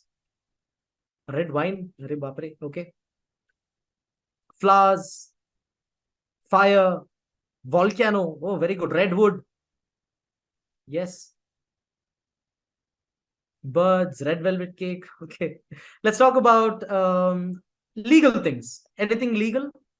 Can you tell me something in legal? Stamp. Yes, the stamp. The court. Government seal. Very good. Okay. Even so, talking about legal, playing football. No, red card. You're out of the game. Yes, red sign. Okay. Let's talk something about technical stuff. Anything technical? Red. Error. Wire. Yes. Positive. Negative. Danger. Wire. Yes. The frequency of red is too high. That's why we have red lights. Okay. Magnets. Paper correction with red pen. Wonderful. Wonderful. Now, you must be wondering, sir, why are we talking about red so much? I wanted to give you how our mind works. I just gave you random topics like this. Okay. Initially, when I said, tell me something in red, everybody told me apple, apple. Okay. That's what you could think of. But now, all these ideas are there in your brain. But our brain does not know how to channel it. If you use a mind map, you can divide your sections like this. You can put various categories like this. Then your mind knows how to explore that category and get multiple ideas. You understood what I'm trying to say? Do you think if I did not give you these categories, you would have told me so many things? Definitely not. Yes, you wouldn't have gotten so many ideas about red if I did not give you these categories. The same way, our mind likes categories. So if you start using a mind mapping technique, there are so many softwares for mind mapping. What you see on your screen is a mind map. Okay. Spreading out a particular problem into smaller problems and then getting ideas for it. Various ways of doing it. And this will be a great way you can solve problems. Okay. Ideation. Now coming to, I already told you a couple of stories regarding what they did in Africa and what they did in Japan. I have a couple of more stories. Yes, X-Mind. People are reminding about the mind map. Yes. So a couple of more stories I'll tell you. These are my favorite. Let me talk about the soap story first, how ideation helps. There was a company in China. There were a lot of complaints from customers telling that they're getting soaps with empty boxes. There's no soap inside. We're getting an empty box and we're paying for it. So this was raised to the company, and the company thought, and they did a lot of research, and they brought in one big machinery and all. Okay. And then they employed one guy and they kept him near that machinery. When that particular machinery weighs, it will weigh the particular soap. And if the weight is less than particular, the weight of the soap that is given there, there'll be an alarm. Okay. When the weight of the soap is less, there'll be an alarm. This guy who's sitting there should go and take that soap box. This was his job. Okay. After spending like thousands of dollars on that machine, they employed this guy also with some salary. He has to sit there. Alarm comes. He has to take the soap box. This was his job. It went on for a while, went on fine. One day, the boss of the company, this factory, he saw this guy who was supposed to sit there and remove the boxes. There's an alarm going, but this guy is standing outside talking over the phone. This boss came, caught him by his collar and said, I'm giving you so much of salary and you're wasting everything. Go get back to your job. He said, no, I've solved the problem. They went back to this particular machine and saw this solution was very simple. He kept a fan near that place where the empty boxes used to come, if there were any. Okay. And every time an empty box came, that fan used to blow that box away. Okay. You used to blow that box away. Thus, there'll be no, box without a soap. They did not have to invest so much on a big machinery or, put one guy separately for this job. All they needed was a high pressure fan. And guess what? Even now, in these big companies, at the end, there is a fan kept, a high pressure fan, which blows away if that particular product is not of the right weight. Okay. And now he loses his job, but maybe he would have, for his problem solving skills, he would have gotten a better job. Yes. So basically what I'm telling is your ideas should be simple and effective. Now coming to my favorite story. This, what you see on the left, is a salmon fish. Okay. It's available very profoundly in West or East America. I'm not very sure, but one of the coasts of America, US. Let's take it at East America. Salmon fishes are available. Okay, salmon fishes are available in East America. Now, these fishes were rich in omega-3. Yes, they're very tasty in East America. People in West America started, there was a demand for this salmon fish a lot. So people started catching salmon fish, transporting it to the West. It's like 40 hours, more than 40 hours you have to travel to go to the West Coast. When they go there, people started eating this salmon fish and say, hey, bhai, maza nahi aaya. It's not like as it is in the East Coast. Okay, so demand became even more. Then what do you think they would have done? Let me ask you guys. So the salmon fish they caught, they took it to the East Coast, West Coast, and the taste is not the same. What do you think they would have done?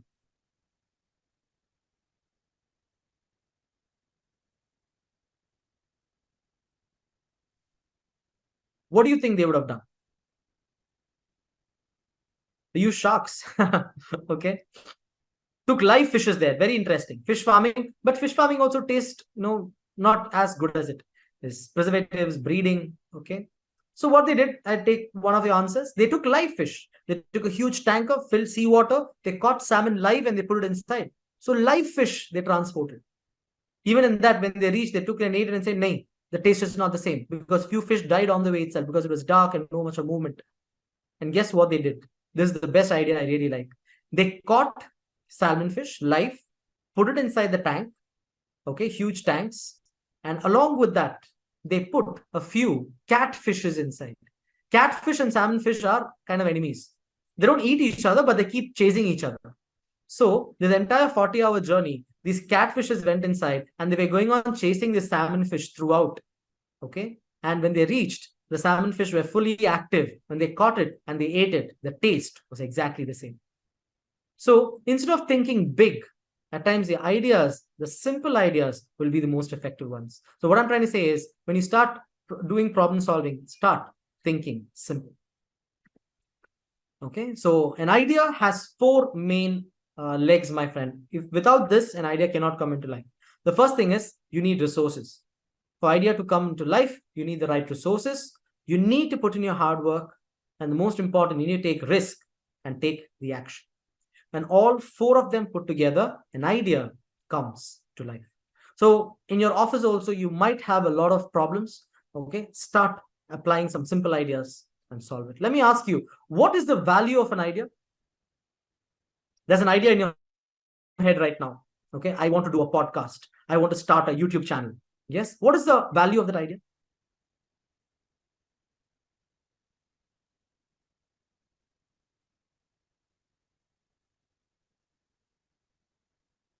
Yes, somebody's asking the previous slide. I'm just going here. What is the value of it? Many of you, sir, idea का क्या value है? कुछ नहीं है, वो तो भेजे में है ना? नहीं. Your value of the idea could be millions. Let's take, 15 years back, there was a guy called Mark Zuckerberg. He had an idea of Facebook. Okay. If he did not put the right resources, if he did not put the right hard work and take the risk and take action on Facebook, this guy will not be having billions of dollars in his bank account right now. An idea can change your life. Yes. What an idea. The same thing. An idea can change your life. The value of an idea is priceless.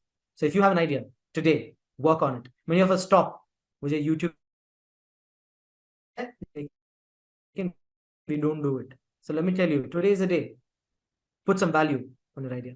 That brings us to the last 2 points of our design thinking. So we had Three steps: empathizing, writing our problem statements, and then ideation. Now, coming to prototype and testing, each and everything, any problem that we come up with, we need to prototype and test. There could be a problem in your team. Okay, somebody is not speaking well. Somebody is not, who's always angry. So you can't straight away go and shout at them, or I give you last warning, ek hi bar karna hai. No, you need to prototype and test. There is no much of team bonding in your team. You take them out for lunch one day. Okay, entire team try to improve the bonding. Doesn't mean that it will work. You can't say that, oh, I took you out for lunch, why is your problem not solved? No, it doesn't work that way. Maybe one did not work. Maybe next time you'll say, okay, aaj team lunch nahi, we'll go team outing, one full day. You take them out. Still, there's no much of growth. Then you can say, okay, then I'm going to give gifts to all of you for your appreciation. Maybe you can give them medals. Appreciate everyone for doing their jobs. So we try to get one problem and prototype and test it. In the end, we'll arrive at a solution. So without prototype and testing, no problem can be solved. Let's take, many of them are talking about personal problems. Give examples of personal problems. I'm just taking a funny example, okay, so that everybody can relate. Consider there's a husband who forgot his wife's birthday or anniversary. Okay, it is that day and he completely forgot to wish her for the anniversary, and suddenly realized that it is our anniversary. Now I have to get back home. Problem hai, ab solve kaise kare? Okay, for this, one solution is not enough. So consider the first solution is, okay, I'll get her a bunch of roses and go. So he gets a bunch of roses. As soon as she opens the door, you say happy anniversary and give her. She just takes it and throws it on the side and walks off. So first solution not working. Prototype kiya, test kiya, nahi work hua. So next one. So then what you do is you order some favorite food on Swiggy. Okay, maybe she loves pizzas. Pizza comes, like, let's have pizza. Okay, she says, I'm not hungry. Then he's like, Arey, ab kya kare? Then you say, okay, let's go out. And she comes. Then you take her to her favorite restaurant, get her the best of food. Okay, next prototyping testing. She's little happy. Okay, but not very happy. Then you say, okay, let's go to the mall, shopping karte. Little more happy. Next prototyping testing, little shopping sub ho gaya, but still she's not talking to you. Then in the end, okay, you go, let's go to a jewelry. You go get her a diamond ring or a diamond necklace. Now everything is fine. Dekha? So the only thing, maybe you could have first, as soon as he came himself, you could have gone and gotten a diamond necklace and should have been happy. So any problem, whatever is there, okay, prototyping testing is needed. It's not just with a husband or a wife or anything, even at work, whatever it is, problems need to be prototyped and tested, and only then can we come to the best of solutions. Okay, so let's take a few examples in our day-to-day life that we have with prototype. Okay, many of them don't understand what is prototype and testing, but there are movies also have showed us prototype before a problem comes. Yes, one of the best movies of India. Every one of us should have watched this movie, right? Bahubali. Yes, I'm pretty sure all of us would have watched this great movie. And before they went into war, they sit together and they plan with miniature version of their war field. This is a prototype. So before going into putting that solution, they're having a prototype and telling you will go from here. This is how you start. Okay, before putting the into test. This is called as a prototype. The same way, any problem that you have, you need to have a prototype, not a physical prototype like always, but at least mentally, you should try and apply it. And then is when you go and apply your actual things. We have prototypes in other ways also at home. When we were kids, we made sandwiches, paper boats, planes, all of them were like our prototypes of achieving something great. So what happens when you prototype and testing is not done properly? Why prototype and testing is so important when it comes to customer services? Let's take this example. There was this, everybody knows, Volkswagen. In US, there was one car, okay, one model car of Volkswagen that was made, and they missed out one testing step. Okay, in the checklist, one testing was not done properly. And in the end, they said, it's okay, only just one step. No problem. And they sent the car into the market. Within just 2 months, every car sold had a similar problem in the engine, and everything came back to the factory. Okay.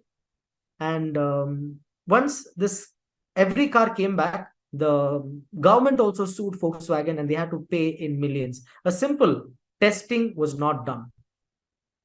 Okay. And the entire company went in loss. Now coming to the second image over here. Second image, everybody knows. What is that? What is the second image on your screen? Sagnik, I'll explain that at the end. Yeah, thank you for the question. Yes, what is the second one? What is the second image on your screen? Yes, a bubble wrap. So let me tell you how bubble wraps actually came into existence. Bubble wraps were never made for packing. Can you believe that? Bubble wraps were never used for packing. Bubble wraps were initially made as a wallpaper. Can you imagine your house, your office room to have a wallpaper of a bubble wrap? Would you like that? No, that looks weird, but that is how it was made for. And everybody hated it. They did not do any prototype or testing. They straight away came and they started sticking on walls, and nobody liked it. Everybody tore it down and was lying in some corner. And if I'm not wrong, it was IBM also did this. And one guy in IBM took this, hey, I want to send something very, tender to somebody far away. So he took this, he wrapped it up, and he sent it. And whoever received it and said, hey, what is this thing you've sent it? It came so safe. Okay, you need more of this to send delicate objects. And from then they told bubble wrap, and from a wallpaper they made tons and tons of this wallpaper. They converted everything into packing material. So indirectly they became famous, but they lost the wallpaper thing because of no proper prototype and testing. Okay, the next one, the last one, I don't even know if you guys would have seen this. This is a gadget used only for Twitter. Would you like to have a gadget only for tweeting? No, nobody would like that. Okay, so this is another failure because of no proper prototyping and testing. So this is what happens when you don't prototype and test properly.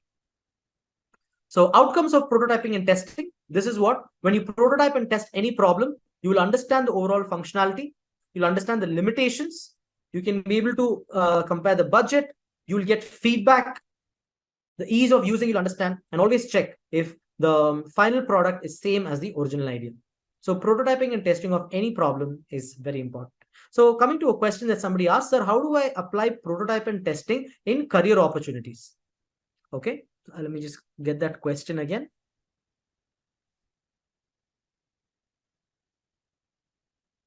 How to deal with career problems with this prototype and testing, please? You might have a lot of problems. Okay, for example, you're studying for a data science, you appeared for one placement readiness test and you did not get through it much. Okay, it's about, again, something went wrong. I need to find out where I did wrong, prepare on it, and go and write it again. Okay, life is all about trial and errors, my friend. The same way, any problem that you need to find out and come up with a prototype. Okay, take a mock test first. That's a prototype. And then go do the real test. You might succeed. If you don't do it, then something else is wrong. You need to come and prepare more on something else and take a mock test and go and prepare again. The same thing when it comes to your job also. Okay, prototype and testing works. You might go for an interview, did not clear. Okay, then you have to come back and come up with an idea. Where, what should I do to make myself better? And go take mock interviews. That's a prototype. Okay, take some mock interviews, get feedbacks, and based on that, test on real interviews. So each and every phase of your life, you can apply these 5 steps. Okay, that's the beauty of design thinking.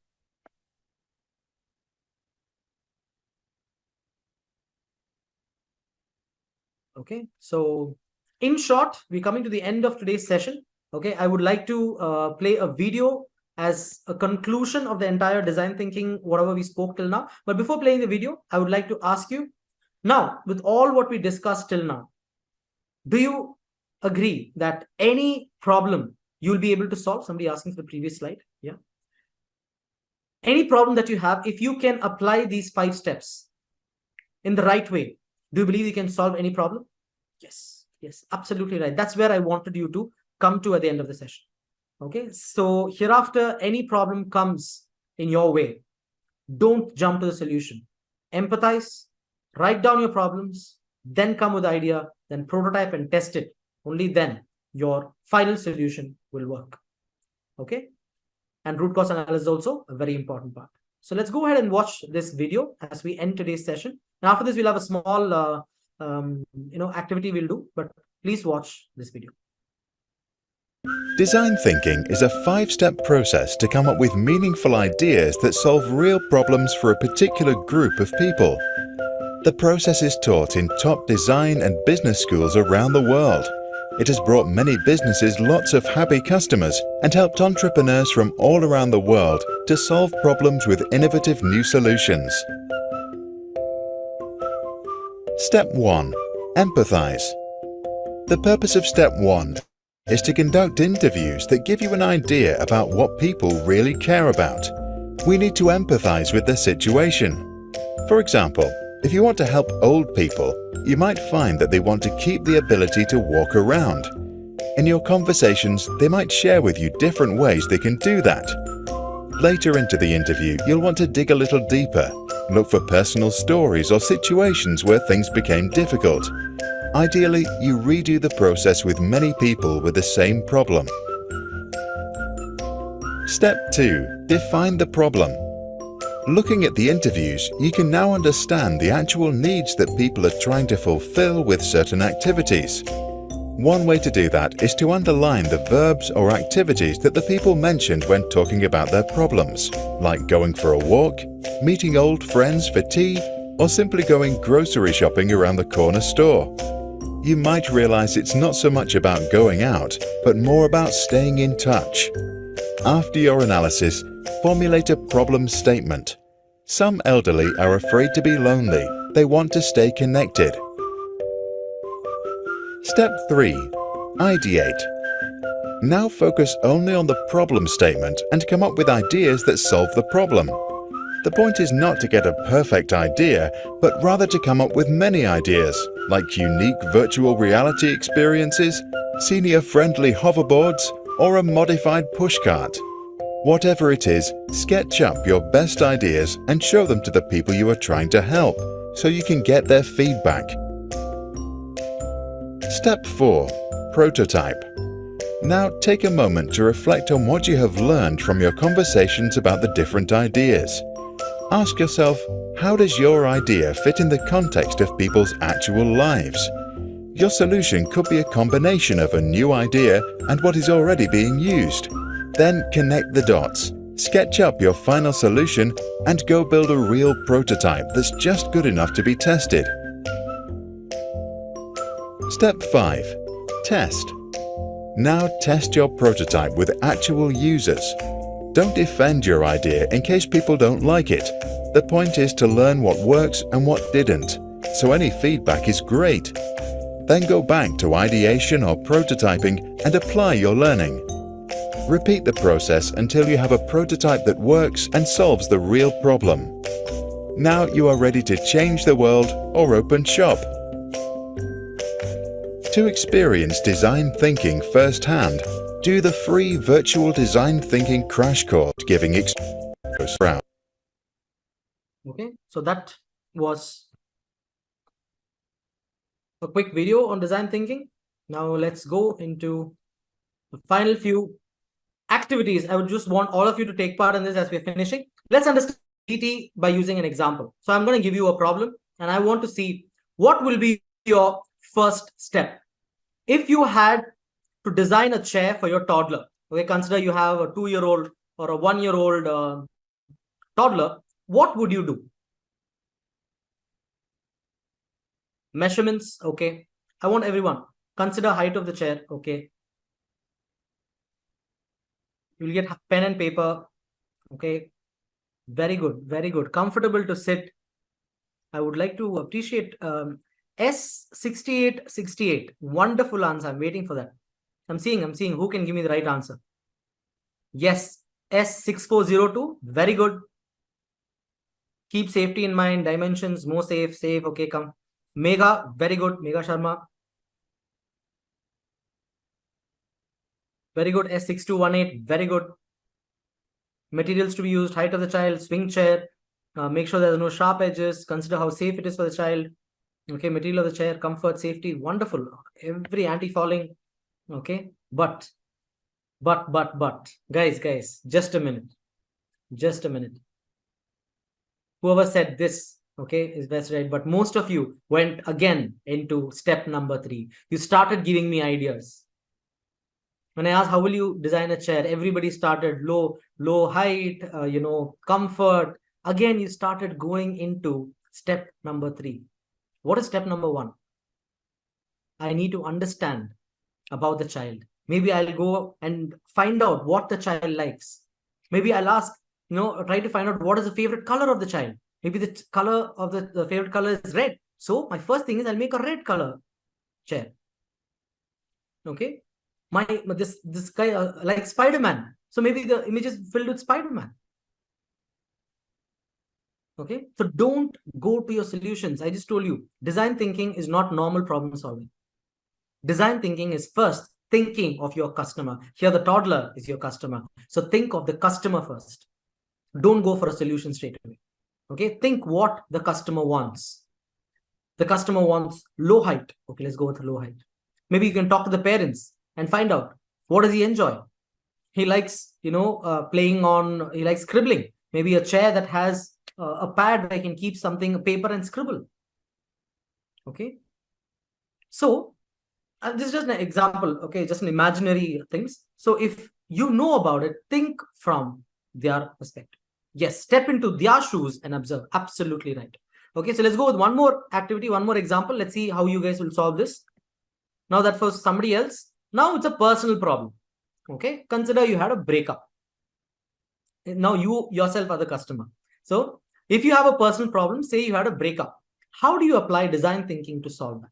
What will be your first step?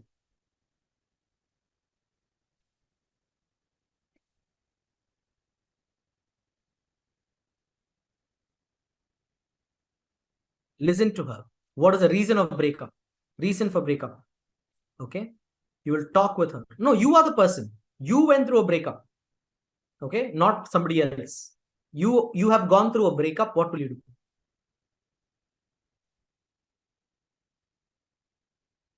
I will contemplate first, self-analyze, find the root cause. Okay. Okay, why sad with breakup? Okay. Yeah, root cause analysis. Yes. Simple, I would say. First, you need to understand who you are. What can I do? Now, the problem is not about solving the breakup. No. The problem is you've gone through breakup, you're not able to take it anymore. So, instead of going and finding out what happened, what did the guy do, what did the girl do? No, simple. What makes me feel better? Okay, you need to ask, what if I do can make me happy? It can be, okay, let's go for a movie tonight, all by myself. Go for a movie. Or say, let's go, eat out all by myself. Let's travel. Okay. So again, ask yourself what you want to do, and then going out with friends, going out for a tour, that's what you do. Okay. This is how you apply design thinking. First, consider the customer. In this case, it's you. Let's find the last one. Okay. This will be more of your office scenario. If you have to improve team bonding in your team, how will you apply design thinking to solve it? What would you do?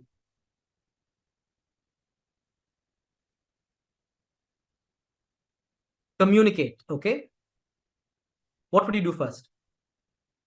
More interaction. Okay.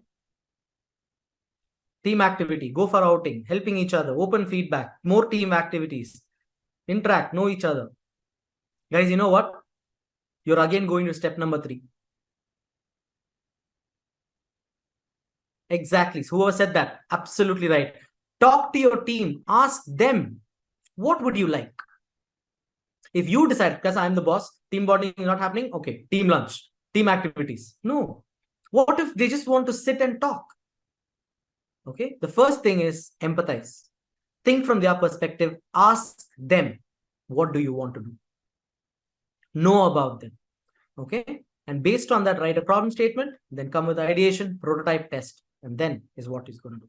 So each and everything start with empathy. I hope this I have emphasized many times. So hereafter, any problem comes, don't go to step number 3 straight away. Go to step number 1, 2, and then 3. Okay. So with all of that, I hope you have kind of taken up design thinking in your, problem solving approach.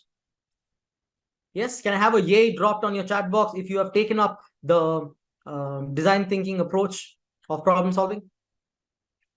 Yes. Thank you. So in that case, how about we do a small promise?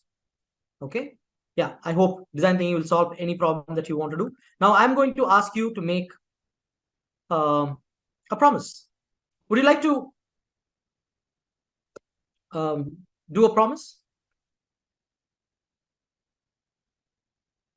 Okay. The promise is this. I know I cannot hear you. Okay, but I'm just going to trust you, and I'm going to believe that you're going to repeat all what's going to come on your slide. Okay, and let's do it from the heart. First thing is, today I take a vow. Okay, tell yourself, if you want to, it's no compulsion, but if you want to, today I take a vow.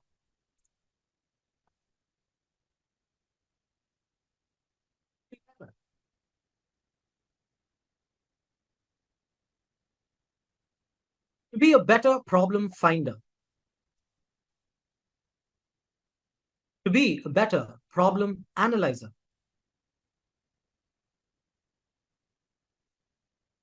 To be a better problem solver. For now, I can and I will. For I am not just someone.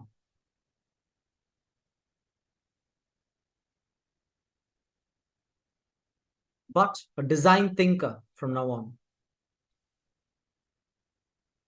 So if you've told that, I would like to say, welcome one and all to the design thinking world. Because before the session, you might have been a problem solver, but today after this session, I want to say each and every one of you are design thinkers, and that is an amazing place to be at. Okay, and a quick extra info, just an extra tip. This might maybe increase your design thinking interest. Apple's first mouse was designed using design thinking. Okay, one of the first products to be ever designed, the Apple mouse, was completely designed using design thinking. Okay, and with that quick fact, I would like to end today's session. I want to cheers everyone by telling you happy design thinking.